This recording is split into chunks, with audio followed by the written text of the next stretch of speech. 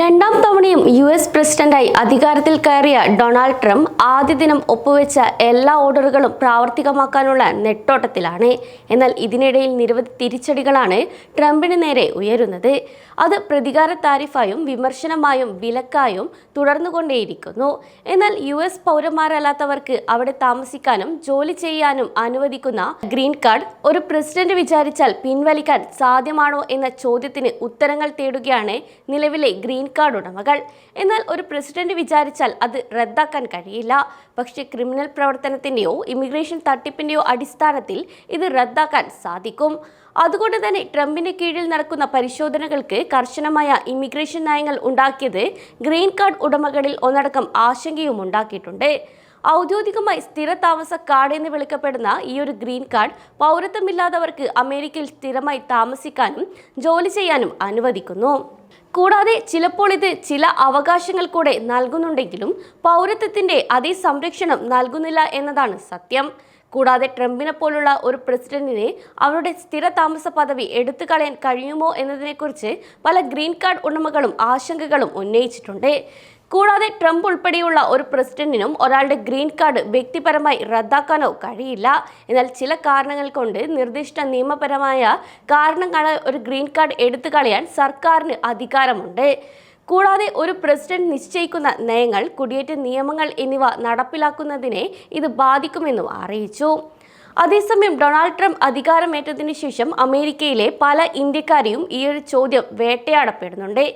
എന്നാൽ ഇപ്പോൾ അവരുടെ ഗ്രീൻ കാർഡ് പിൻവലിക്കാൻ ട്രംപിനെ കൊണ്ട് സാധ്യമാണോ എന്ന ചോദ്യം ഉയരുന്നുണ്ട്. എന്നാൽ ഒരു പ്രസിഡന്റിന് ഒരു വ്യക്തിയുടെയും ഗ്രീൻ കാർഡ് നേരിട്ട് പിൻവലിക്കാൻ കഴിയില്ല എന്ന് തന്നെയാണ് മറുപടിയും നൽകുന്നത്.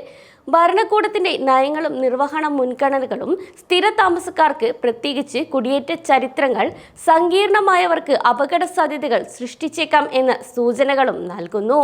അതേസമയം ട്രംപിന്റെ ഭരണകാലത്ത് ഏറ്റവും വിവാദപരമായ നീക്കങ്ങളിലൊന്നായിരുന്നു പൊതുചാർജ് നിയമം വിപുലീകരിക്കൽ. ഇതുകൊണ്ട് തന്നെ കുടിയേറ്റക്കാർ സർക്കാർ സഹായത്തെ ആശ്രയിക്കാൻ സാധ്യതയുണ്ടോ എന്ന കാര്യവും വ്യക്തമാക്കി. കൂടാതെ പുതിയ അപേക്ഷകരെ പരിമിതിപ്പെടുത്താനും സ്റ്റാറ്റസുകൾ ക്രമീകരിക്കാനുമാണ് ഇത് പ്രധാനമായും ഉദ്ദേശിക്കുന്നത്. എന്നാൽ നിരവധി ഗ്രീൻ കാർഡ് ഉടമകൾ ഇത് തങ്ങൾക്കെതിരെ ഉപയോഗിക്കുമോ എന്ന ആശങ്കയും നിലനിൽക്കുന്നുണ്ട്. ഈ ഒരു നിയമം ആശങ്കയ്ക്കും ആശയക്കുഴപ്പത്തിനും കാരണമാകുന്നതിനൊപ്പം തന്നെ നിലവിലെ ഗ്രീൻ കാർഡ് ഉടമകളെ സാങ്കേതികമായി ഇത് ബാധിക്കുകയും ചെയ്യുന്നു. കൂടാതെ ട്രംപ് ഭരണകൂടം ഇമിഗ്രേഷൻ നടപടികൾ ശക്തമാക്കിയ ഈ ഒരു സാഹചര്യത്തിൽ ഗ്രീൻ കാർഡ് ഉടമകളുടെ മുൻകാല രേഖകൾ തീവ്രമായ പരിശോധനയ്ക്ക് വിധേയമാക്കിയിട്ടുമുണ്ട്. അതേസമയം എക്സിക്യൂട്ടീവ് ഉത്തരവുകളും യാത്രാവിലക്കുകളും അനിശ്ചിതത്വവും ഏറെ പ്രതിസന്ധിയിലാക്കുന്നുണ്ടെങ്കിലും ഇവ പ്രധാനമായും വിസ ഉടമകളെയും പുതുതായി പ്രവേശിക്കുന്നവരെയും ലക്ഷ്യം വെച്ചിട്ടുള്ളതാണ്. കൂടാതെ ചില രാജ്യങ്ങളിൽ നിന്നുള്ള ഗ്രീൻ കാർഡ് ഉടമകൾ വിദേശയാത്ര നടത്തിയാൽ യുഎസിലേക്ക് മടങ്ങാൻ അനുവദിക്കുമോ എന്ന സംശയവും ഇവിടെ പ്രതിസന്ധിയായി തുടരുന്നു. ക്രിമിനൽ കുറ്റം ചുമത്തൽ, താമസ സൗകര്യം നേടുന്നതിലെ വഞ്ചന, ദീർഘകാലം ഹാജരാകാതെ യുഎസിൽ താമസ സൗകര്യം ഉപേക്ഷിക്കൽ തുടങ്ങിയ ചില സാഹചര്യങ്ങളിൽ ഗ്രീൻ കാർഡ് റദ്ദാക്കാവുന്നതാണ്. എന്നിരുന്നാലും അത്തരം കേസുകളിൽ ഉചിതമായ നടപടിക്രമങ്ങൾ ബാധകമാണെന്നത് വളരെ പ്രത്യേകം ശ്രദ്ധിക്കേണ്ട ഒന്നു തന്നെയാണ്. കൂടാതെ ഈ ഒരു വിഷയം ആഭ്യന്തര സുരക്ഷാ വകുപ്പും ഇമിഗ്രേഷൻ കോടതികളും കൈകാര്യം ചെയ്യുന്നുണ്ട്. അതുകൊണ്ട് തന്നെ അത്തരമൊരു ആവശ്യം വന്നാൽ ഗ്രീൻ കാർഡ് ഉടമകൾക്ക് എപ്പോഴും ഒരു ഇമിഗ്രേഷൻ ജഡ്ജിയുടെ മുമ്പാകെ സ്വയം വാദിക്കാൻ സാധിക്കും. ഒപ്പം തന്നെ തങ്ങളുടെ താമസ സ്ഥലം ശരിയായി നിലനിർത്തുകയും നിയമം പാലിക്കുകയും ചെയ്ത ആളുകൾക്ക് ഗ്രീൻ കാർഡ് സ്റ്റാറ്റസ് സാധാരണമായി സുരക്ഷിതമാണ്.